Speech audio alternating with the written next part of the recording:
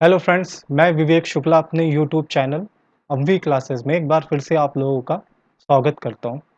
हम लोग का जो टॉपिक चल रहा था वो नंबर सिस्टम हम लोग पढ़ रहे थे और नंबर सिस्टम का फर्स्ट टाइप फिनिश हो चुका था और टाइप टू के भी नियर अबाउट 40 क्वेश्चंस हो चुके थे। तो आज की इस वीडियो में टाइप टू का मतलब पूरा कंप्लीट करना है, प्लस टाइप थ्री को स्टार्ट भी करना है। टाइप थ्री को स्टार्ट करना है मतलब एटलीस्ट टाइप थ्री के 8-10 क्वेश्चन टाइप थ्री के भी देखने हैं, ठीक है? तो बिल्कुल टाइम वेस्ट नहीं करते हुए सीधे अपने पहले क्वेश्चन पे हम आ रहे हैं।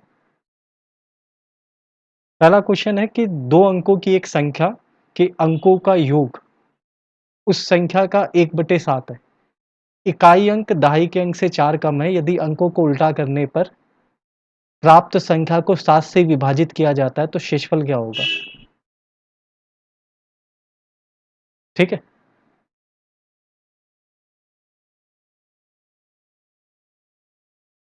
तो इस क्वेश्चन का जो ऑप्शन है बुक में, ये जो क्वेश्चन है वो क्वेश्चन नंबर है 63। हमने वो क्वेश्चन ड्रॉप कर दिए, वैसे क्वेश्चन ड्रॉप कर दिए जैसे हम 3-4 क्वेश्चन एटलीस्ट करा चुके हैं। जिस टाइप के हम 3-4 क्वेश्चन करा चुके हैं, जैसे 3, तो उसके आगे के हमने क्वेश्चन ड्रॉप किए हैं, ठीक है? उसके बाद भी अगर कोई क्वेश्चन में प्रॉब्लम हो तो कमेंट बॉक्स है, कमेंट करके क्वेश्चन नंबर बता दो कि इस टाइप का ये क्वेश्चन नहीं आ रहा है। फिलहाल जो क्वेश्चन है वो 63 नंबर है टाइप 2 का, कि 2 अंकों की एक संख्या के अंकों का योग इस संख्या का 1/7 है और इकाई का अंक दहाई के अंक से 4 कम है, मतलब यूनिट प्लेस की वैल्यू जो है वो 10th प्लेस की वैल्यू से 4 कम है और अंकों को अगर उल्टा कर दे, पलट दे, तो प्राप्त संख्या को 7 से विभाजित किया जाए तो शेषफल क्या होगा? क्वेश्चन के जो ऑप्शन है वो है 4, 5, 1 और 6, ठीक है? क्वेश्चन के जो मेरे पास ऑप्शन है वो ऑप्शन है, पहला ऑप्शन है 4, 5, 4, 5, 1 और 6, ये मेरे ऑप्शन है, ठीक है? 7 से भाग करने पे शेष क्या आएगा ये बताना है। 2 अंकों की इसमें जो मेरे पास जो इन्फॉर्मेशन है जिसके थ्रू सवाल को सॉल्व करना आसान है वो ये, कि इकाई का अंक दहाई के अंक से 4 कम है ना? इकाई का अंक हमने 1 मान लिया, दहाई के अंक से 4 कम है तो अपने आप दहाई का अंक क्या हो जाएगा? 5। अगर इकाई के अंक को 2 मान लें तो दहाई का अंक क्या हो जाएगा? 6। इसको 3 लेट कर लें तो ये क्या हो जाएगा? 7। इसको अगर 4 लेट कर लें तो ये क्या हो जाएगा? 8। इकाई के अंक को 5 मान लें तो ये हो जाएगा 9। इकाई के अंक को 6 माना तो दहाई का अंक 10 हो जाएगा, जो पॉसिबल नहीं है ना? तो इनमें से कोई एक इस क्वेश्चन में मेरी वो संख्या है जिसकी यहाँ बात की जा रही है। अब देखो, सवाल में बोला है कि 2 अंकों की एक संख्या के अंकों का योग संख्या का 1/7 है। अंकों का योग संख्या का 1/7 है। तुमने पहली संख्या जो लिखी 51, इसके अंकों का योग कितना है? 6, है ना? और 6 51 का 1/7 है क्या? मतलब अगर 6 से 51 को काटे तो क्या 7 आएगा? नहीं ना। दूसरा ऑप्शन जो हमने दूसरी संख्या लिखी वो लिखी 62। 62 का सम ऑफ डिजिट है 8। अगर 8 से 62 को काटे तो 7 आएगा। हमको 1/7 चाहिए, ऐसा क्वेश्चन बोल रहा है। तो 8 से अगर 62 को कैंसिल करेंगे, 8 से 62 को कैंसिल करें तो 7 आएगा, वो भी नहीं। अगला ऑप्शन जो था, मतलब जो अगला हमने डिजिट बनाई थी, नंबर बनाया था, वो था 73। 73 का मतलब 7 और 3, इसका सम ऑफ डिजिट है 10। 10 से 73 को काटे तो 7 नहीं 7.3 आएगा, तो ये भी नहीं। अगली जो संख्या थी वो 8 4 12, 12 को अगर 84 से 12 से अगर 84 को भाग करें तो 7 आएगा, बिल्कुल आएगा, ठीक है? यानी हमको संख्या मालूम हो गई कि वो 84 है। अब सवाल में क्या पूछा था? अंकों को उल्टा करने पर प्राप्त संख्या। अब 84 के अंकों को उल्टा करोगे तो क्या हो जाएगा? 48। अब 48 को यहाँ बोल रहे हैं ये लोग कि भाई भाग कर दो 7 से। अब बताओ शेषफल क्या आएगा? तो 7 6 42, ठीक है? शेष कितना आ गया? शेष में आ गया 6, मतलब फोर्थ ऑप्शन करेक्ट है। कोई दिक्कत नहीं ना? अगला क्वेश्चन देखते हैं। अगला क्वेश्चन है, दो धनात्मक संख्याओं में 2001 का अंतर है। बड़ी संख्या को छोटी संख्या से भाग करने पर भागफल 9 आता है, शेषफल 41 आता है। तो बड़ी संख्या के अंकों का योग क्या होगा? तो पहले तो देख लेते हैं क्वेश्चन नंबर कौन सा है। क्वेश्चन नंबर है 66। दो धनात्मक संख्याओं में 2001 का अंतर है। बड़ी संख्या को छोटी संख्या से भाग करने पे भागफल 9, शेषफल 41 आता है। इसके जो ऑप्शन है वो 15, 11, 10 और 14। पहला ऑप्शन है इसका 15, दूसरा ऑप्शन है 11 फिर इसका ऑप्शन है 10 और जो लास्ट ऑप्शन है वो है 40। ठीक है, ऑप्शन तो पता हो गया हमको क्या क्या है।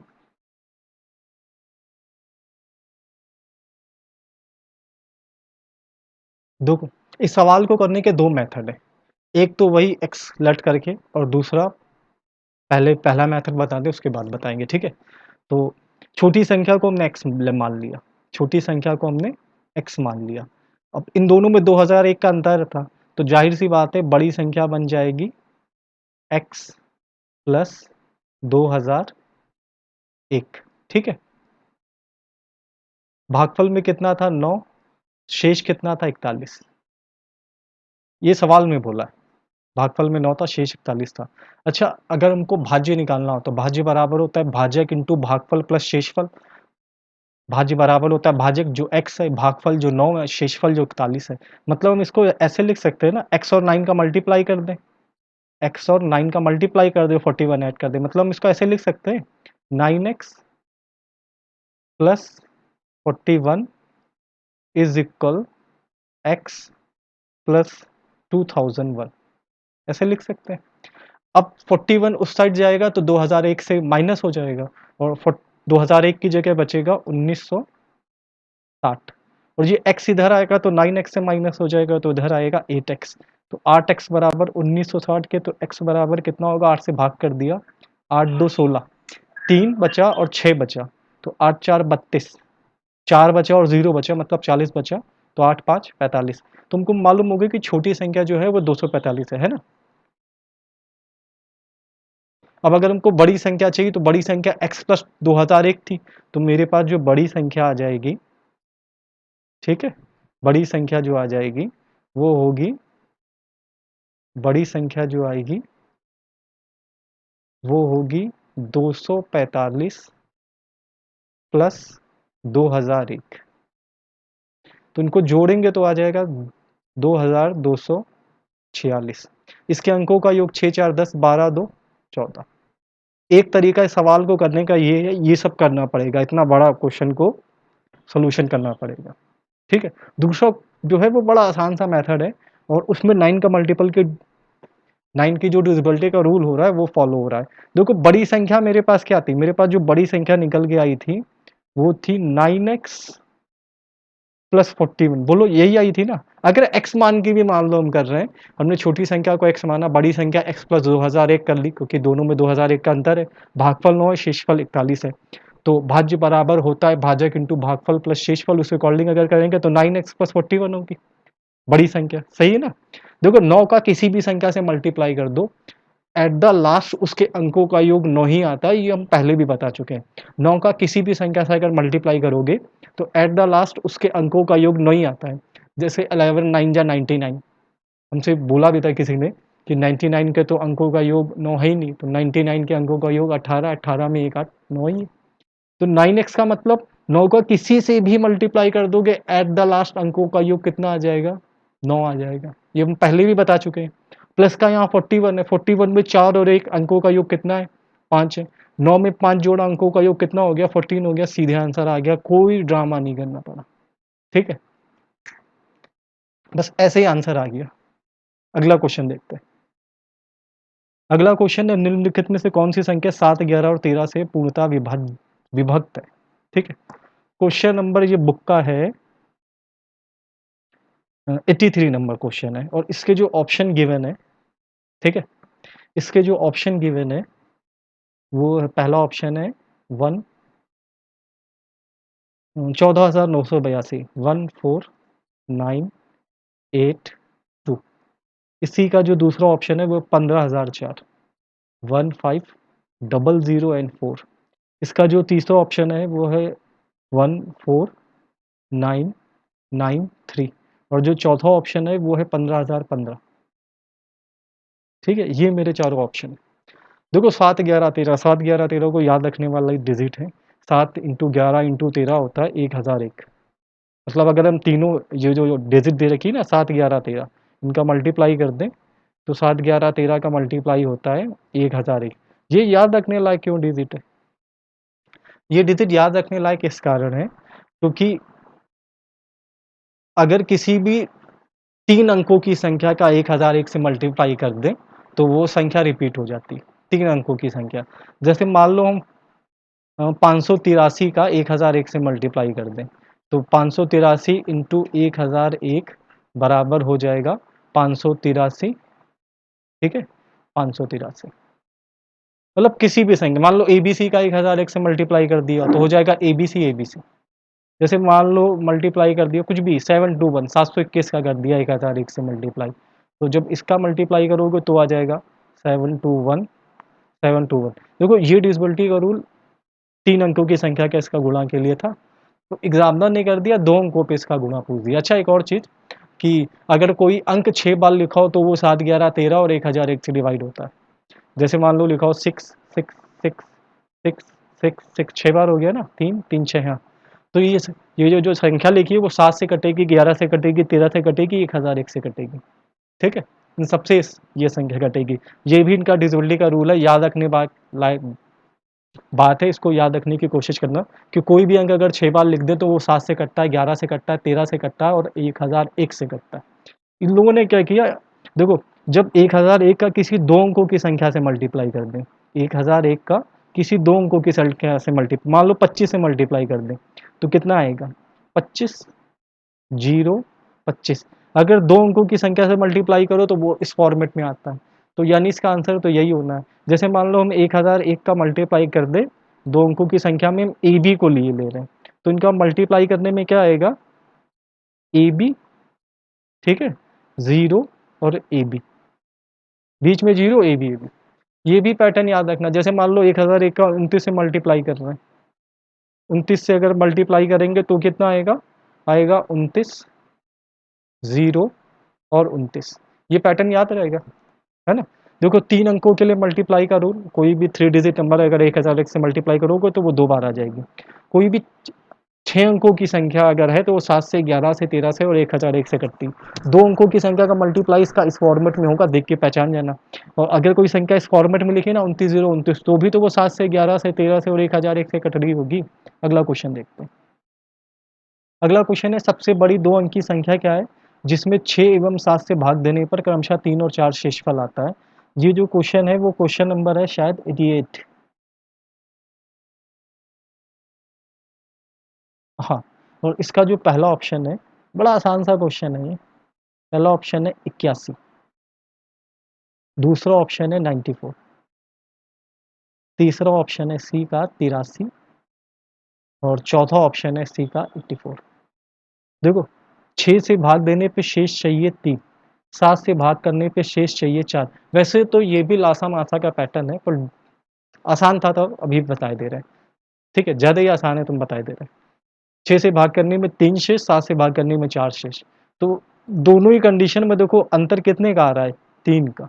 और जब अंतर बराबर होता है भाजक और शेष का तो कौन सा मेथड यूज़ करते हैं, लासा लेके वो संख्या घटाने का। तो हमको लासा किसका लेना है, मेरे पास संख्या तो 6 और 7 ही है, तो 6 और 7 का लासा कितना होता है, 6 और 7 का लासा होता है 42, ठीक है। अब हमको 2 अंकों की सबसे बड़ी संख्या चाहिए, तो 48 तो सबसे बड़ी 2 अंकों की संख्या नहीं है। वैसे अगर इसी पे आंसर देना होता तो हम देते 42 माइनस 3 मतलब 39 था। अगर ये ना लिखा होता कि 2 अंकों की सबसे बड़ी, अगर इसकी जगह लिखा होता वह छोटी से छोटी संख्या क्या होगी तो आंसर क्या होता 39, ठीक है। अब यहाँ पे 2 अंकों की सबसे बड़ी संख्या पूछ दिया तो 42 का टेबल एक बार रीड कर लो। 42 1 जा 42, 42 2 जा 84, 42 3 जा 126, तो 42 3 जा 126 ये तो 3 अंकों की संख्या हो जाएगी। तुम 2 अंकों का लेने के लिए 42 2 जा ही यूज़ कर रहे हैं, ठीक है। और अंतर कितने का था इनसे में, भाजक और शेषफल में 3 का था तो 3 घटाए दे रहे हैं। 42 में 2 का गुणा 84, 84 में 3 गया तो आंसर आएगा 81, ठीक है, पहला ऑप्शन सही। इसको तुम ऐसे भी कर सकते थे कि 6 या 7 से भाग करके संख्याओं को देख लो कि ये शेष आ रहा है कि नहीं आ रहा। जैसे हम पहले 84 को चेक कर रहे हैं, 7 से 84 पूरा पूरा कटता है, ये तो आंसर हो ही नहीं सकता, ठीक है। और 6 से अगर 94 को भाग करेंगे तो 4 शेष आएगा, तो ये भी नहीं हो सकता। 6 से अगर 83 को भाग करेंगे तो कितना शेष आएगा, 13 छक्का 78, 2 3 5, ये भी नहीं हो सकता। कैसी होना है, ऑप्शन से भी कर सकते हो, सब मत करो, ठीक है, जैसे सही लगे वैसे करो। अगला क्वेश्चन देखते हैं। अगला क्वेश्चन है 1000 से छोटी कितनी प्राकृतिक संख्याएं हैं जो 5 या 7 से विभाज्य हैं लेकिन 35 से नहीं। ये काफ़ी अच्छा क्वेश्चन है, ठीक है? इसके ऑप्शन लिखें या ऐसे ही लिखे दें अच्छा ऑप्शन? ये क्वेश्चन नंबर है 91 और इसके ऑप्शन में है, पहला ऑप्शन है इसी क्वेश्चन का 285, दूसरा ऑप्शन है इस क्वेश्चन का 313, तीसरा ऑप्शन है 341 and the fourth one is 243। ठीक है, ये चारों इस क्वेश्चन के ऑप्शन है। 1000 से छोटी कितनी प्राकृतिक संख्या है जो 5 या 7 से विभाज्य है लेकिन 35 से नहीं? देखो, 1000 से छोटी बोल दिया, 1000 से छोटी अगर बोल दिया तो इसका मतलब 999 तक कितनी संख्याएं हैं ये हमको बताना है। तो 999 को हमने 5 से भाग कर दिया, 999 को 5 से भाग करेंगे तो कितना आएगा, 199, है ना? 1000 को करते 200 आता है, एक संख्या कम होगी तो 199 ही आएगा। अब 999 से ही भाग करना है, 999 को ही भाग करना है लेकिन अब की बार 7 से करना है। 7 से भाग करेंगे तो 7 1 जा 7, 2 बचा 9 बचा, 7 चौको 28, 1 बचा 9 बचा, 7 2 जा 14। तो 999 7 तक ऐसी 142 संख्या, यहाँ पे 199 थी, यहाँ पे 142 है, ठीक है? तो टोटल संख्याएं हो गई 199 प्लस 142। अच्छा, इसमें एक चीज़ और ध्यान देने वाली है, ध्यान देने लायक बात ये है, इनको देखो जोड़ तो लेंगे ही, 199 में 142 पहले जोड़े ले लें, 9 में 2 जोड़ा तो 11, 9 में 4 जोड़ा 13, एक हासिल था तो 14, एक एक 2 और एक हासिल था तो 341 आएगा। इसमें ध्यान देने लायक ये बात है कि हमने 7 से कटने वाली संख्या निकाली, हमने 5 से कटने वाली संख्या निकाली। कुछ संख्याएं ऐसी भी होती हैं जो 5 से भी कटती हैं, 7 से भी कटती हैं, तो उनको जब 5 वाली संख्या निकाला होगा तो भी काउंट किया होगा, और जब 7 से कटने वाली संख्या निकाली होंगी तो भी काउंट करी होंगी। जस्ट एग्जाम्पल 35, 5 और 7 दोनों ने 35, 70, 105, 140, 175, ये सारी वो संख्याएं हैं जब 5 से जो कट रही थी, हमने जब संख्या निकाली थी कि 5 से कटने वाली 199 संख्याएं, तो उसमें भी आई होंगी, और जो 7 से कटने वाली संख्या निकाली थी उनमें भी आई होंगी, दोनों में ये काउंट हो गया ना। 35 5 से भी कटता है, 7 से भी कटता है, तो दोनों में काउंट हुआ, डबल टाइम काउंट हुआ। ऐसे ही 70 5 से भी कटता है, 7 से भी कटता है, दोनों में काउंट हुआ होगा। ऐसी 105, ऐसी 140, ऐसी 175, ऐसी 210, है ना? ये दोनों में काउंट हो गया। तो अब हम अगर इससे ये घटा दें कि 35 से जितनी संख्याएं कटती हैं वो घटा दें, तो हमको मालूम हो जाएगा 5 और 7 से कितनी कटती हैं। तो इसी 999 को अब की बार भाग करना है, और अब की बार भाग किससे करना है, 35, 35 से इसको भाग करेंगे तो 35 2 70, शेष बचेगा 29, और 9 भी है तो 299 हो जाएगा। अब 299 को 35 से निपटाना है तो कितनी बार में करें, 7 बार में, 6 पंचे 30, 6 3 हाँ, नहीं, 299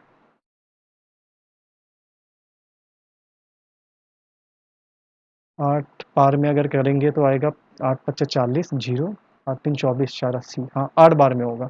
तो ऐसी 28 संख्याएं इधर निकल आई जो 35 से जाती है ना। कितनी संख्या निकल के आ गया, 28। तो अगर इसमें हम 28 घटा दें, 341 में 28 घटा दें, तो हमको ये मालूम हो जाएगा 5 और 7 से कितनी संख्याएं विभाज्य होती हैं। हमको सिर्फ ये मालूम होगा 5 और 7 से कितनी संख्याएं विभाज्य होती हैं, और हमको मालूम क्या करना है कि 5 और 7 से विभाजित होती हो लेकिन 35 से ना होती हो। तो एक बार तो 28 हमको इसलिए घटाना था क्योंकि 35 70 105 डबल टाइम काउंट हुआ है, और एक बार 28 इसलिए घटाना पड़ेगा क्योंकि हमको 35 से कटने वाली संख्या चाहिए ही नहीं। तो 28 और 28 मतलब घटाना कितना पड़ेगा, 56। तो 341 में 56 घटाना है, ठीक है। 11 में 6 गया तो कितना आया, 5। अब यहाँ बचा 4 था, 3 बचा, 13 में 5 जाएगा तो बचेगा 8, यहाँ 2 बचेगा, 2 का 2, 285 इस क्वेश्चन का आंसर आएगा। थोड़ा बड़ा है पर ये सब करना पड़ेगा। इसको देखो फॉर्मूले से भी कर सकते थे, L is equal to A plus N minus one into D, वो जो फॉर्मूला था समांतर श्रेणी का, उससे भी कर सकते थे। भाग वाले मेथड पे भरोसा है, डिवाइड करने पे कैपेबिलिटी पे भरोसा था, इसलिए हमने उससे किया नहीं।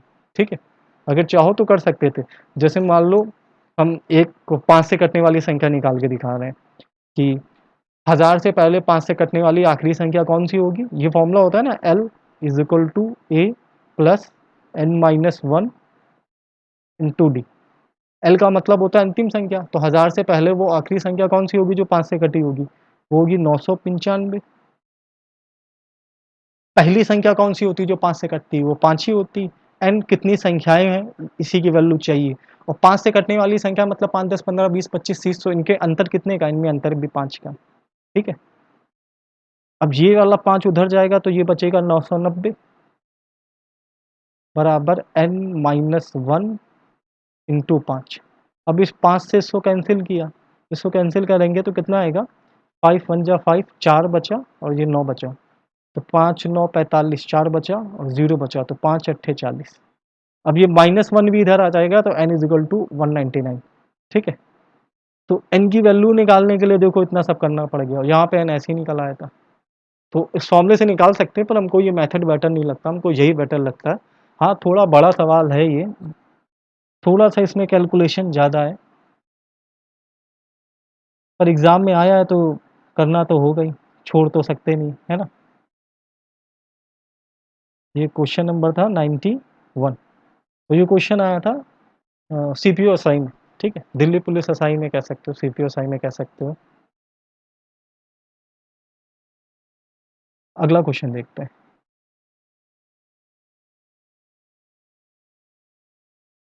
अगला क्वेश्चन है, यदि 5 अंकों वाली संख्या 538xy, गजब का क्वेश्चन है, 3 अथवा 7 अथवा 11 से पूर्णतः विभक्त है, तो X square plus Y square की वैल्यू क्या होगी। ठीक है, अच्छा क्वेश्चन है, जबरदस्त क्वेश्चन है।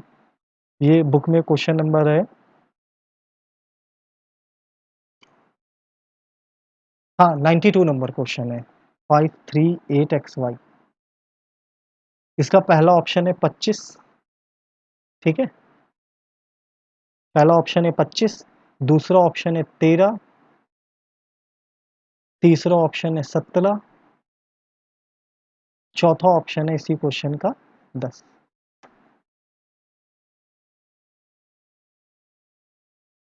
ये चारों इस क्वेश्चन के ऑप्शन। देखो संख्या 3 से कटती, 7 से कटती, 11 से कटती, इसका मतलब संख्या ये कटती होगी 3 इंटू 7 इंटू 11। अब 3 7 का गुणा किया, 3 7 का गुणा किया तो 21 आ गया। अब 21 में 11 का गुणा करेंगे तो आएगा 1 3 2, 231। ठीक है, तो यानी कि ये संख्या 231 से कटती। इसमें देखो 3 7 11 इसे बोल दिया, और अच्छा सवाल है। इसमें लास्ट वीडियो में जिस तरह एक्स वाई की वैल्यू निकाली थी, इसमें नहीं निकाल सकते मेरे हिसाब से। तो इस आज के इस वीडियो के बेहतरीन क्वेश्चनों में से, टॉप के क्वेश्चनों में से ये एक क्वेश्चन है। ठीक है, देखो 231, 231 से भाग किसको करना है, 5 3 8 एक्स वाई। तो 231 का देखो, 231 का टूजा, 231 टूजा से भाग करेंगे तो ये आ जाएगा 462। 8 में 2 गया 6, 13 में 6 गया तो आया 7। फिर अगली संख्या में x उतारा होगा भाग के लिए। अब ये संख्या 700, x की वैल्यू देखो 0 हो सकती, 1 हो सकती, 2 हो सकती, 3 हो सकती, 4 कुछ भी हो सकती है x की वैल्यू, लेकिन होगी तो 760 या 761 762 763 64 65 होगी तो 700 की सीरीज में ना। तो अब अगली संख्या को भाग कितनी बार में करना होगा, 3 बार में। तो 231, ये तो करना होगा 3 बार में करेंगे, देखो 4 बार में किया तो 800 कुछ आने लगेगा, ज़्यादा हो जाएगा। 2 बार में किया तो 231 टूजा तो 462 होता ही है। तो 3 बार में करेंगे तो आ जाएगा 3 9 और 6। देखो अब x की वैल्यू कुछ ना कुछ तो होनी ही, x की वैल्यू 0 1 2 3 4 कुछ ना कुछ तो होनी। तो x की वैल्यू जैसे मान लो 0 है या 1 है या 2 है, x की ऐसी कोई भी वैल्यू है, तो x बगल वाली संख्या से एक हासिल लेके ही तो नीचे घटाएगा। अगर x की वैल्यू मान लो x की वैल्यू ग्रेटर दैन 3, एक्स की वैल्यू अगर 3 से बड़ी है ना, एक्स की वैल्यू अगर 3 से बड़ी तो 76 में से 69 घटाओगे तो कितना आ जाएगा? 76 में 69 घटाएँगे तो 7 आएगा, है ना? अगर देखो 76 ये है ना, इस समय मेरे पास है 76x और है मेरे पास 693। देखो अगर 76 मान लो x की वैल्यू 3 से बड़ी है, देखो यहाँ पे सपोज़ ही करना पड़ेगा। अगर x की वैल्यू अगर 3 से बड़ी तो 76 में 69 डायरेक्ट घटाओगे और डायरेक्ट घटाओगे तो यहाँ पे आ जाएगा 7 और हमको मालूम है 231 के टेबल में 7 नहीं आता। 231 के टेबल में 231 आएगा, 462 आएगा, 693 आएगा, लेकिन 700 वाला डिजिट नहीं आएगी। यानी हम ये कंफर्म हो गया कि x की वैल्यू 3 से छोटी होगी। क्यों छोटी होगी? x की वैल्यू 3 से इसलिए छोटी होगी क्योंकि x जो है ना बगल से हासिल लेगा तो 76 नहीं ये 75 हो जाएगा और 75 में 69 घटाओगे तो 6 आ जाएगा। 6 आते ही मेरी उम्मीदें जग जाएँगी, है ना? 6 जैसे ही आएगा इसको जब घटाएँगे यहाँ 6 आ जाएगा। 76 में 69 घटाएँगे तो 6 आएगा और यहाँ पे 9 ही आना चाहिए 6 के साथ क्योंकि 231 के पहाड़े में 693 ही आता है। तो y जो हम उतारेंगे ना जब y उतारेंगे तो y की वैल्यू 3 होगी ये भी कन्फर्म हो जाएगा। अभी x की वैल्यू नहीं कन्फर्म है। अब सोचो ऐसी कौन-सी संख्या होगी जिसमें 3 घटाने में 9 आया तो कहोगे 12। ऐसी कौन-सी संख्या होगी जिसमें 3 घटाने में 9 आया तो कहोगे 12 मतलब x की वैल्यू 2 होगी। है ना? x की वैल्यू जब 2 होगी तो बगल से एक हासिल लेगा तो 12, 12 में 3 गया तो 9, 76 में 69 गया तो 6। तो x और y की वैल्यू ऐसे करके हमको एडजस्ट करनी होगी। देखो अगर x की वैल्यू 3 से बड़ी होती, x की वैल्यू अगर 3 से बड़ी होती तो 76 में 69 घटाते नीचे 7 आता और 7 231 से मतलब 700 की लिस्ट वाली कोई भी मतलब 231 से नहीं करती। 231 से क्या करता है? 231 से करता है 231, 462, 693 ये वाली संख्याएँ कटती। 700 तो आते ही नहीं, सीधे इसके बाद 8-900 कुछ आ जाता, है ना? 4 1 4 4 3 12 4 2 8 हाँ, 4 1 4 4 3 12 मतलब 4 2 और 9 अगली संख्या 924 आती। 700 तो आता नहीं, उससे हमने गेस किया। तो हमें अब x की वैल्यू मालूम है कितनी है 2, y की वैल्यू मालूम है कितनी है 3। सवाल में पूछा क्या था? सवाल में पूछा था x square plus y square की वैल्यू पूछी थी। x का स्क्वायर मतलब 2 का स्क्वायर, y का स्क्वायर मतलब 3 का स्क्वायर, 2 का स्क्वायर 4 होता है, 3 का स्क्वायर 9 होता है, 4 में 9 जोड़ा तो आंसर होगा 13। थोड़ा सा लेंदी है सवाल, पर इसको लगाने का इससे बेटर मेथड हो भी नहीं सकता।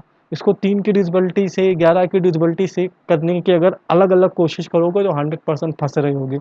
बुक में पीछे सॉल्यूशन अगर देख लोगे तो मतलब ठीक है, तो ऐसे ही करो, यही मेथड बेटर है।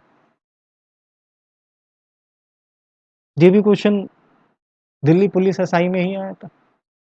अब कंधे पे सितारे चाहिए तो थोड़ी बहुत तो मेहनत औरों से ज़्यादा करनी होगी ना। अगला क्वेश्चन है यदि संख्या 1005x4 संख्या 8 से पूरी तरह विभाज्य है तो x के स्थान पर सबसे छोटा पूर्णांक क्या होगा? ये बड़ा आसान सा क्वेश्चन है। 1005x4 संख्या 8 से पूरी तरह विभाज्य है। 93 नंबर क्वेश्चन है टाइप 2 का। ऑप्शन इसके 4 1 2 0। ऑप्शन में 4 1 2 और 0। देखो 8 से पूरी तरह विभाज्य। 8 की डिसबिलिटी किस पे डिपेंड होती है? 8 की डिसबिलिटी होती है किसी भी संख्या के अंतिम 3 अंकों के लिए। 8 की डिसबिलिटी होती है किसी भी संख्या के अंतिम 3 अंकों के लिए। तो अंतिम 3 अंक क्या है इसके? 5 है, x है और 4 है। x के स्थान पे सबसे छोटा पूर्णांक चाहिए। तो देखो 0 1 2 4 इनसे छोटा क्या होगा?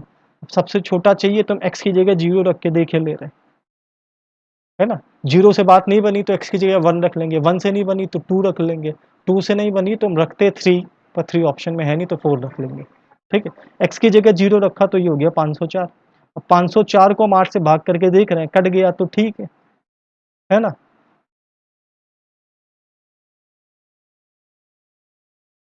नहीं कटा तो 1 नहीं रखेंगे, 2 रखेंगे, है ना? क्योंकि अगर 1 रखा तो यहाँ 14 हो जाएगा, 14 4 से नहीं कटता, जो संख्या 8 से कटती है वो 4 से तो कटती होगी, तो फिर सीधे 2 रखेंगे। यहाँ 2 होगा तो 4 छंग 24 4 से कटता है ना, यहाँ 0 भी है तो भी 4 से कट रहा है। भाग करके फिलहाल देखे ले रहे हैं ये संख्या 8 से 0 रखने पे कट रही थी या नहीं, तो 8 6 48। 50 से 48 गया 2, 4 उतार लिया, 8 3 24, संख्या कट गई मतलब 0 आंसर है। ठीक है, आसान क्वेश्चन था। अगला क्वेश्चन देखते हैं। अगला क्वेश्चन है, जब 732 को किसी धन पूर्णांक x से विभाजित किया जाता है तो शेष 12 रहते हैं। x के कितने मान हो सकते हैं? देखो, इससे पहले एग्जाम में पूछते थे कि इस संख्या के कुल कितने धनात्मक पूर्णांक हैं, कुल कितने अभाज्य गुणनखंड हैं, कुल कितने धनात्मक गुणनखंड है, ये पूछते थे ना। ये उसी सवाल का थोड़ा सा बदला हुआ रूप है। देखो, बड़ा अच्छा क्वेश्चन है, 96 नंबर क्वेश्चन है टाइप 2 का ये। और इसके ऑप्शन में है 19, 18, 16 और 20। इसके ऑप्शन में है 19, 18, 16 और 20। ठीक है, 732 से भाग करा और 12 शेष रहा। 732 से भाग किया तो 12 शेष रहा। 12 शेष रहा, इसका मतलब संख्या पूरी पूरी कटी होगी 720। 720 यानी पूरी पूरी कट जाती होगी, है ना। 12 शेष का मतलब 12 नहीं कट रहा, यानी 720 पूरी पूरी कट सकती। अब 720 से कर दो गुणनखंड। 720 को क्या लिख सकते हो? 720 को हम लिख सकते हैं 24 इंटू 30। कुछ भी जो मन में आए तो मैं सोच लो, 18 इंटू 40, जो मन में है। 72 इंटू 10, चलो 72 इंटू 10 ही हम लिख ही दे रहे हैं। 720 को हमने लिख दिया 72 इंटू 10। अब 72 को तोड़ने की कोशिश करो। 72 को लिख सकते हैं हम, क्या लिख सकते हैं? 18 4, 36 2, 24 3, 36 2 लिख सकते हैं, जो मन में आए। 36 और 2, 36 का मतलब 3 का स्क्वायर और 2 का स्क्वायर। 36 हो गया ना, इंटू 2 मतलब 1 2 तो था ही। 10 को क्या लिख सकते हैं? 2 इंटू 5, तो 2 इंटू 5 लिख लिया। टोटल 2 की घाती कितनी हो गई? 2 ये, एक ये, एक ये, 2 की घात हो गई 4। 3 की घात कितनी? 3 की घात 2। 5 की घात कितनी? 5 की घात 1 है। कुल गुणनखंड कैसे निकालते थे? घात में जो भी संख्या है इसमें +1 कर दो। घात में जो भी संख्या है +1 कर दो, फिर मल्टीप्लाई कर दो। तो 4 की जगह क्या यूज़ करें? 5। इस 2 की जगह क्या यूज़ करें? 3। और 1 की जगह क्या यूज़ करें? 2। तो 5 3 का गुणा 15, 15 में 2 का गुणा तो 30। यहाँ तक संख्याएँ 30 आ गई। ठीक है? अब हमको सोचना है कि 12 शेष रहता है। अगर शेष 12 रहता है तो इसका मतलब जो संख्या है वो हर हाल में 12 से बड़ी होगी, है ना? अगर देखो, यही सवाल में इसमें चेंज किया कि अगर शेष में 12 रहता है, अगर शेष 12 रहता है तो इसका मतलब ये हुआ जो संख्या है वो 12 से बड़ी होगी। तो 12 से छोटे धनात्मक गुणनखंड हमको नहीं चाहिए, वो घटाने पड़ेंगे। 12 से छोटे मतलब, देखो मेरे पास जो संख्या थी जो कैंसिल होनी चाहिए, वो संख्या थी मेरे पास 720। अब 12 से छोटी वो सारी संख्या सोच डालो जो 720 को भाग कर सकती, जैसे 1 2 3 4 5 6, 7 से कटेगा नहीं, 8 से हाँ, फिर 9 से हाँ, 10 से हाँ, 11 से नहीं, 12 से हाँ। ऐसी कितनी संख्या होंगी देख लो, 1 2 3 4 5 6 7 8 9 10। तो 30 में से 10 घटा दिया और 20 मेरा आंसर आ गया। ठीक है, 20 इज द आंसर। अगला क्वेश्चन देखते हैं। अगला क्वेश्चन है, जब 200 को एक धन पूर्णांक x से विभाजित किया जाता है तो शेष देखो सेम वही पैटर्न का क्वेश्चन है और ये क्वेश्चन नंबर है 94। इसके ऑप्शन में है 8 5 6 और 7। इस क्वेश्चन का जो ऑप्शन है वो है 8 5 6 और 7।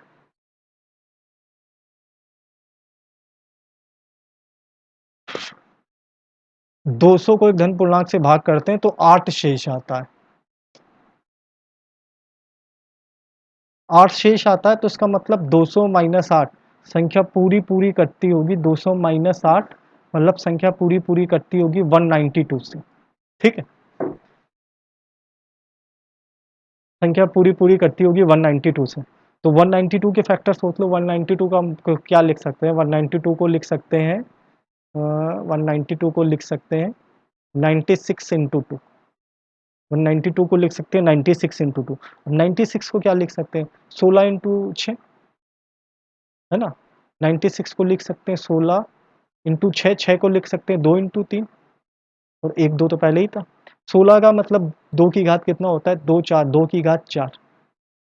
1 2 इधर है तो 5 और 1 2 इधर है तो 2 का घात 4 इंटू 2 इंटू 3 की घात 1 इंटू 2 की घात 1, मतलब ओवरऑल कह सकते हो कि 2 की घात हो गई 6 और 3 की घात हो गई 1। तो 6 प्लस 1 किया तो 7, 1 में प्लस 1 किया तो 2, 7 और 2 टोटल गुणनखंड कितने हो गए 14। अब हमको क्या चाहिए था, 8 शेष बच रहा था। तो 8 से छोटी वो संख्याएं काउंट कर लो जो 192 को कैंसिल कर सकती। तो 1 कर सकती, 2 कर सकती, 3 कर सकती, हाँ 4 कर सकती, 5 नहीं कर सकती, 6, 6 3 हाँ, 7 नहीं कर सकती, 8 को अगर ले लें तो बिल्कुल 8 भी कर सकती, 9, अच्छा बस 8 ही तक चाहिए था तो आगे लेना ही नहीं, तो 1 2 3 4 5 और 6। तो 14 में 6 और घटा दो, मेरे पास टोटल 14 इसके धनात्मक गुणनखंड आए थे, इसमें 6 और घटा दिया तो आंसर कितना आ गया, 14 में 6 घटाए तो आंसर आ गया 8। ठीक है, अगला क्वेश्चन देखते हैं। 200 से 800 तक ऐसी कितनी संख्याएं जो ना तो 5 से ना ही 7 से विभाज्य।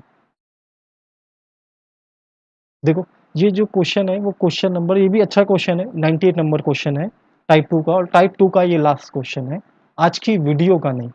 और इसके जो ऑप्शन में दे रखे हैं, तो पहला ऑप्शन दिया है 410, दूसरा ऑप्शन दिया है 407, तीसरा ऑप्शन दिया है 413 और चौथा ऑप्शन दिया है 411। ठीक है, 200 से 800 तक ऐसी कितनी संख्या है जो ना तो 5 से ना ही 7 से विभाज्य। तो एक क्या करो, 200 से 800 तक की तो संख्या चाहिए, कहाँ तक नहीं चाहिए, 199 तक, 1 से 199 तक की संख्या हमको नहीं चाहिए, इसको 5 से नहीं, पहले 800 को लिखना चाहिए,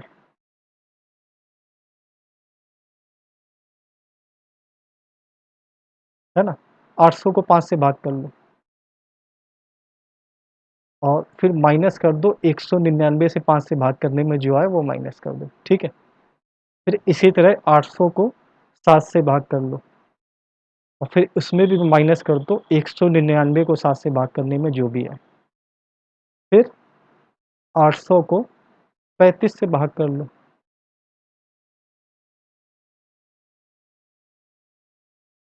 और फिर उसमें भी माइनस कर दो, 199 को 35 से भाग करने में जो है, ठीक है। तो 5 से 800 को भाग करेंगे तो कितना आएगा, 5 1 5, 3 बचा, 5 6 0, ठीक है। इसको भाग करेंगे तो 5 से भाग करने में इसको आएगा 5 3 15, 4 बचा और 9 बचा, तो 5 9 45, ठीक है। 800 को 7 से भाग करेंगे तो 7 1 7, 1 बचा, 0 बचा, फिर से 7 1 7, 3 बचा, 0 बचा, तो 7 4 28। इधर भाग करेंगे तो 7 2 जा 14, 5 बचा और 9 बचा, 7 8 56, ठीक है। ये माइनस करना,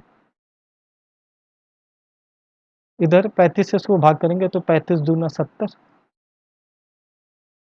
10 बच गया, फिर से 35 दूना 70, इधर भाग करेंगे तो 35 से कितनी बार में जाएगा, 25 25, 5 3 15 17, 5 बार में, ठीक है।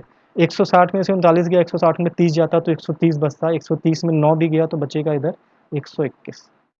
इसमें घटाएंगे तो 114 में 14 जाता तो 100 बचता, 100 में भी 14 गया, 28 को घटाना है, 100 में 14 गया तो 90, 90 में 4 गया तो 86,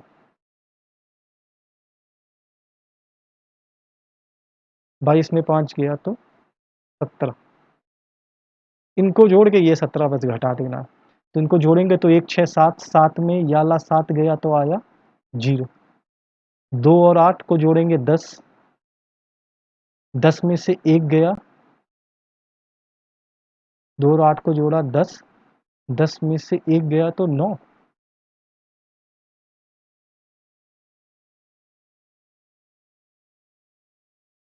कुछ गलत जोड़ा घटाया है क्या,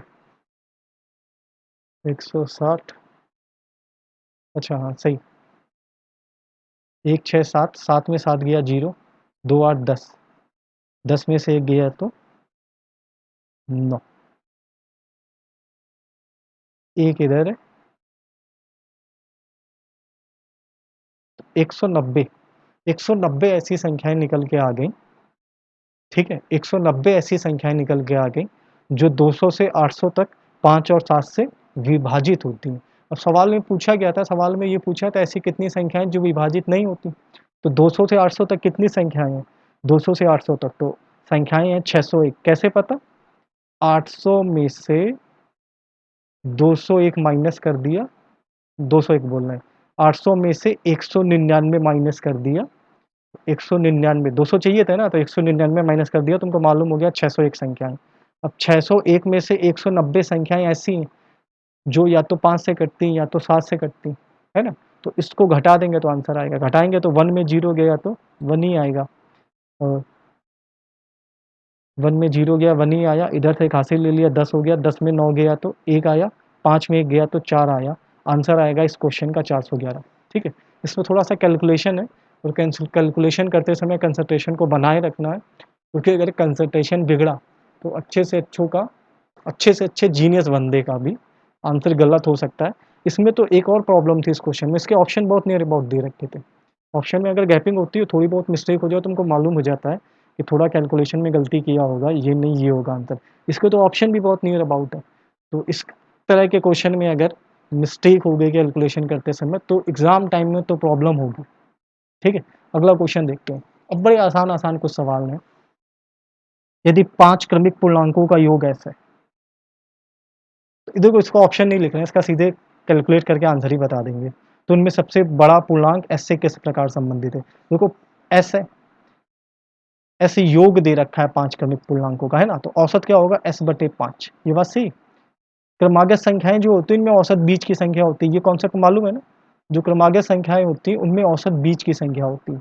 तो s बटे 5 इसका औसत है, मतलब ये वाली संख्या है s बटे 5। तो ये वाली संख्या होगी क्या? s बटे 5 प्लस 1। तो ये वाली संख्या प्लस 1, ये वाली संख्या होगी s बटे 5 प्लस 2। सबसे बड़ी यही होगी। अगर जाली बतानी होती तुम बोलते s बटे 5 माइनस 1, इधर जाएंगी संख्या घटेगी, ये वाली क्या होती? s बटे 5, ये होती माइनस 2, ठीक है। सबसे बड़ी वाली पूछी, सबसे बड़ी वाली कौन सी? सबसे बड़ी वाली ये वाली संख्या है। ये वाली है कितनी? ये वाली है s बटे 5, 5 और 2 कितना हो गया? 10। तो s प्लस 10 बाई 5 होगा इस क्वेश्चन का आंसर, ठीक है। s प्लस 10 बटे 5, ये बुक में जो क्वेश्चन है उसमें चौथा ऑप्शन है बुक में, ठीक है। आसान है ना? क्रमागत संख्याएं सम विषम तो है नहीं, सम विषम होती तो उनमें 2 का अंतर होता है, क्रमागत संख्या इनमें 1 का ही अंतर होना। अगला क्वेश्चन देखते हैं। अगला क्वेश्चन है, ऐसी 3 क्रमिक संख्याएं ज्ञात कीजिए जिनमें पहली का दुगुना, दूसरी का 3 गुना और तीसरे का 4 गुना जोड़ने पे 191 हो जाता है। इस क्वेश्चन के जो ऑप्शन है, ये टाइप 3 का दूसरा क्वेश्चन है। इसके ऑप्शन है 19 20 21 20 21 22 21 22 23 22 23 24, ठीक है। इसके भी ऑप्शन लिख लीजिए, सीधे सोल्यूशन बताए दे रहे हैं, आंसर खुद ही आ जाएगा। अगर ऑप्शन यूज़ करके सवाल सॉल्व करना होता तो हम ऑप्शन जरूर लिखते। पहली का दुगना, देखो क्रमिक संख्याएं तो ऐसी होती है ना कि अगर पहली संख्या a है तो दूसरी संख्या a प्लस 1 है और तीसरी संख्या फिर a प्लस 2, ठीक है। बोला गया पहली का दुगना, तो पहली a, इसका दुगना क्या होगा? 2। दूसरी का 3 गुना, दूसरी का 3 गुना करोगे तो हो जाएगा 3a प्लस 3। तीसरी का 4 गुना करोगे तो हो जाएगा 4a प्लस 8। और ये सब कुछ कितना है? ये सब कुछ है 191। इन सब का जो सम है वो 191 ऐसा सवाल में बोला है, तो इनको जोड़ लिया, 4a 3a और 2a कितना हो गया? 4 3 7 2 9a, ठीक है। प्लस का 3 प्लस का 8, 3 और 8 11, 11 उधर जाएगा तो 191 में माइनस हो जाएगा, 191 में 11 माइनस हो जाएगा तो बचेगा 180। अब ये 9 से 180 गया तो कितना आया? 20। तो a की वैल्यू आ गई 20। अब पूछा है संख्या कौन सी है, तो पहली संख्या 20 है, अगली 21 है, फिर 22 है। ये मेरा आंसर है। संख्याएं पूछी ना 20 21 22, बुक में जो ऑप्शन है ये तीसरा ऑप्शन है, ठीक है। अगला क्वेश्चन देखते हैं। अगला क्वेश्चन है, 80 और 90 के बीच की सभी अभाज्य संख्याओं का गुणनफल क्या होगा? इसमें जो ऑप्शन दे रखे हैं यहाँ पे ऑप्शन यूटिलाइज कर सकते हैं। पहला ऑप्शन है 83, दूसरा ऑप्शन है 89, ठीक है। तीसरा ऑप्शन है 7387। चौथा ऑप्शन बड़ी भारी संख्या लिखी, 5, 9, 8, 4,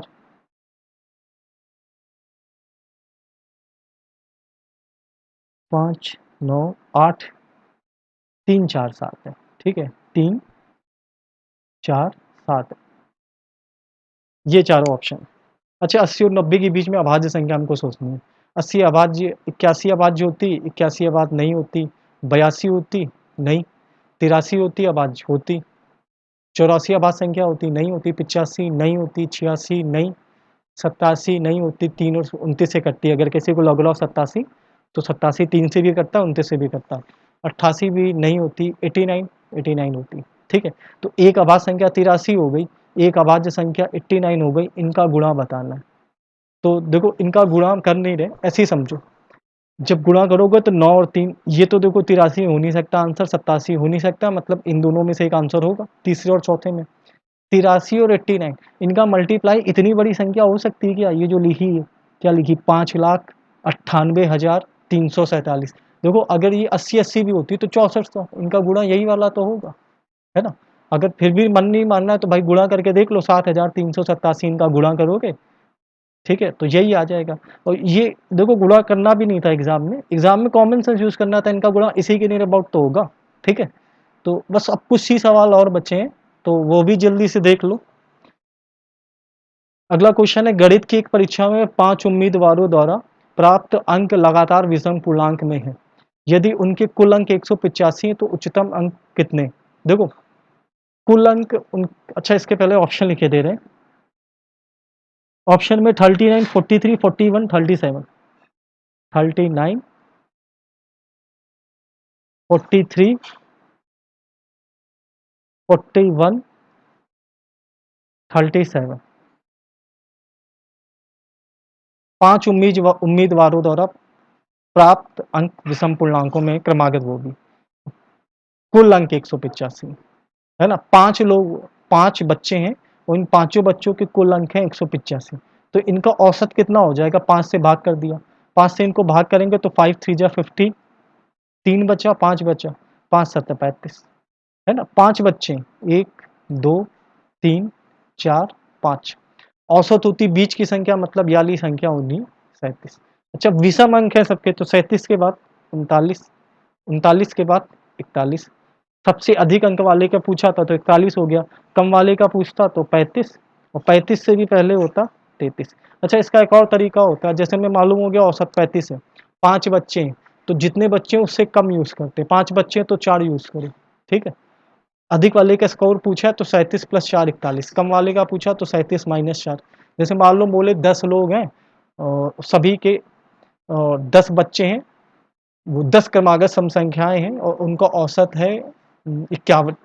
10 क्रमागत सम संख्याएं हैं, औसत है 51। अब सबसे बड़ी संख्या पूछे, तो जैसे 10 संख्याएं तो तुम कितनी यूज़ करोगे? 9, ठीक है। बड़ी संख्या पूछी, हमने औसत 51 बोला था, 51 में 9 जोड़ दिया, सबसे बड़ी संख्या 60 होगी। सबसे छोटी पूछे तो 51 में 9 घटा दिया। बात समझ में आ रही? जैसे मान लो बोले 20 संख्याएं और 20 क्रमागत सम संख्याएं और उनका औसत है कुछ भी 41, सबसे बड़ी संख्या क्या होगी? तो 20 की जगह कितनी ले लो? 19, एक कम कर लो। बड़ी संख्या पूछी तो 41 + 19, छोटी पूछी तो 41 - 19। बात समझ में आ रही है ना? ऐसे भी कर सकते हैं, ठीक है। अगला क्वेश्चन देखते हैं। अगला क्वेश्चन है, 75 से 97 तक की सभी प्राकृतिक संख्याओं का योग क्या होगा? 75 से 97 तक की सभी प्राकृतिक संख्याओं का योग कितना होगा? देखो 75 + 97 बटे 2, ये करा तो क्या निकल के आ गया? औसत, है ना। क्रमागत संख्याओं का औसत होता है पहली संख्या प्लस आखिरी संख्या बटे 2। तुमने पहली संख्या 75 ले ली, आखिरी संख्या 97 ले ली, बटे 2 कर दिया। अब हमें गुणा करना है, गुणा किससे करना है? जितनी संख्या उतने से गुणा कर दो। अब संख्याएं कितनी है ये कैसे पता चले? तो 97 से 75 तक चाहिए, 75 चाहिए तो क्या नहीं चाहिए? 74। संख्याएं कितनी होंगी? 7 में 4 गया, संख्याएं 3, 9 में 7 गया तो 2, 23 संख्याएं, ठीक है।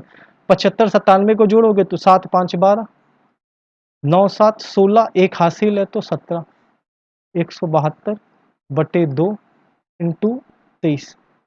ठीक है, भाग किया तो 2 अट्ठे 16, एक बचा 2 6 12, तो 86 में 23 का गुणा, ये बस करना बाकी है।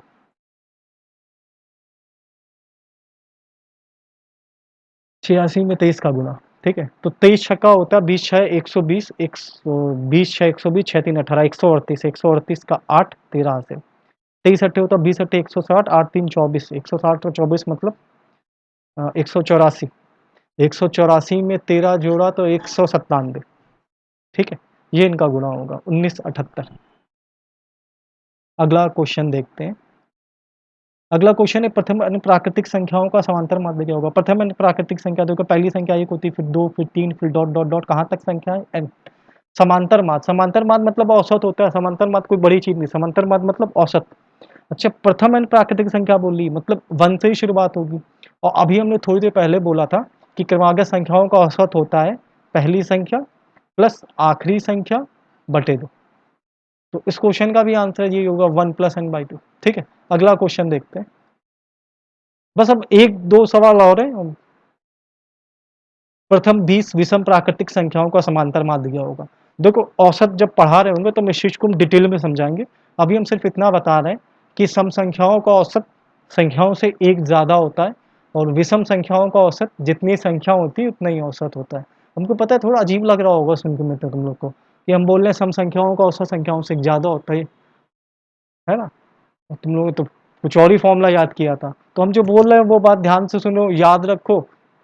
औ औसत पढ़ाते समय डिटेल में समझाएँगे, या अभी कहो तो विषम प्राकृतिक संख्याओं वाली बात समझा दें। अच्छा, अभी समझाएँ देना। देखो, जैसे पहली विषम संख्या क्या होती? पहली विषम संख्या होती 1, 1, तो योग होता है इसका 1, योग। औसत इधर लिखे दे रहा हूँ, ठीक है? तो इसका औसत होता है 1/1, मतलब 1। पहली 2 विषम संख्याएँ होती 1 और 3, योग होता है 4, औसत होता है 4/2, मतलब 2। पहली 3 विषम संख्याएं होती हैं 1, 3 और 5, योग होता है 9,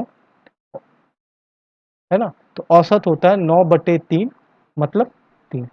पहली 4 विषम संख्याओं की बात करें तो होती हैं 1, 3, 5 और 7, योग होता है 16, औसत होता है 16/4, मतलब 4। देखो, यहाँ पे एक बात समझो, जब संख्या 1 है तो औसत 1 है, संख्या 2 है औसत 2 है, संख्या 3 है औसत 3 है, संख्या 4 है औसत 4 है। अब समझ में आ रहा है ना हम क्या बोल रहे हैं। विषम संख्याओं में क्या होता है, जितनी विषम संख्या अगर प्रथम शुरुआत से ले लो, प्रारंभिक ले लो, तो जितनी संख्या होंगी उतना ही औसत होगा। तो अगर 20 विषम प्राकृतिक संख्याएं हैं प्रथम, तो इनका औसत भी क्या होगा, इनका औसत भी 20 होगा। ठीक है, अगला क्वेश्चन देखते हैं। 5 से विभाज्य 3 क्रमागत प्राकृतिक संख्याओं का योग 225 है, तो इनमें सबसे बड़ी संख्या। देखो, योग दे रखा है 3 संख्याओं का 225, तो औसत निकाल लिया 3 से भाग करके। 3 7 21, 3 बचे, 3 7 21, 1 बचा, 5 बचा, तो 3 5 15, 75 आ गया। ठीक है, 5 से विभाजित 3 क्रमागत संख्याएं। अभी बताया हमने क्रमागत संख्याओं में औसत बीच की संख्या होती, मतलब वाली संख्या 75। तो इसके बाद वाली संख्या क्या होगी, देखो सब में 5 से विभाज्य, 5 से विभाज्य मतलब सब में 5 के अंतर है, तो 75 के बाद क्या होगा 80, तो सबसे बड़ी संख्या 80 होगी। अगर छोटी पूछी होती तो क्या होता 70। ठीक है, अगला क्वेश्चन देखते हैं। 60 तथा 80 के बीच आने वाली सभी अभाज्य संख्याओं का योग क्या होगा। यहाँ पे थोड़ा सोचना पड़ेगा। 60 के बाद अगली संख्या आती 61, 61 अभाज्य संख्या है ना। 62 नहीं है, 63 नहीं है, 64 नहीं, 65 नहीं, 66 नहीं, 67 है ना। फिर 68 नहीं, 69 नहीं, 70 भी नहीं, 71, 71 अभाज्य संख्या है। 72 नहीं, 73, 73 भी है। फिर 74 नहीं, 75 नहीं, 76 नहीं, 77 भी नहीं, 78 भी नहीं है, लेकिन 79 है ना। इनका योग पूछा है, तो 1 7 8, 8 1 दें ऐसे हम जोड़ रहे हैं 1 7 8, 8 1 9, 9 3 12, 12 9, 12 9 21, 21 का 1 2 हाथ से, 2 में 6 जोड़ा 8, 8 में 6 जोड़ा, 8 में 6 जोड़ा और 14, 14 में 7 जोड़ा 21, 21 में 7 जोड़ा 28, 28 में 7 जोड़ा तो 35। ये मेरे क्वेश्चन का आंसर हो गया। अगला क्वेश्चन देखते हैं और आज की वीडियो का लास्ट क्वेश्चन। 3 क्रमागत सम संख्याओं का योग से हमेशा देखो, योग हमेशा विभाजित होगा किसे, इसमें ऑप्शन देखना पड़ेगा। ऑप्शन में दे रखा है 12, 6, 18 और 24। ठीक है, 12, 6, 18 और 24, ये 4 ऑप्शन है। 3 क्रमागत सम संख्याओं का योग इनमें से हमेशा किससे विभाजित होगा? तो कोई भी 3 सम संख्याएं ले लो। हमने ले लिए 2, 4 और 6, इनका योग कितना है? 12। 12 किससे? 6 से विभाजित होता है, 12 से भी होता है, 18 से नहीं होता, 24 से नहीं होता। ठीक है, तो 6 और 12 में से एक आंसर होगा। देखो हमने बोला था जब संख्या अपने मन से लेनी पड़े तो एक से ज़्यादा संख्या यू मतलब अपने मन से एज्यूम करके देखा करो। 2 4 6 के बाद जैसे हम ले रहे हैं 4 6 और 8, 4 6 10, 10 8, इसका योग कितना है? इसका योग है 18। 18 किससे विभाजित है? 6 और 12 में। 12 से तो नहीं है, 6 ही से है ना, तो इस क्वेश्चन का आंसर भी 6 है। ठीक है, बात समझ में आई?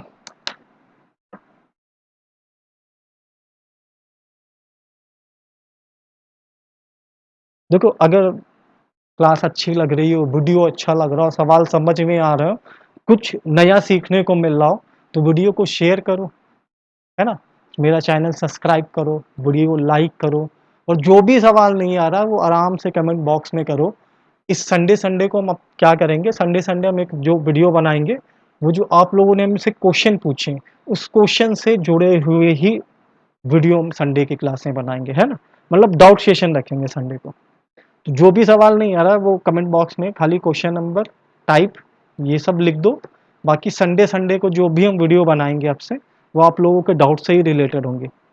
ठीक है, कोई प्रॉब्लम हो, ज़्यादा कोई दिक्कत हो रही तो मेरा कॉन्टैक्ट नंबर है 6307679954। आराम से मैसेज कर दो, व्हाट्सएप कर दो। ठीक है, फिर मिलते हैं। जय हिंद, जय भारत।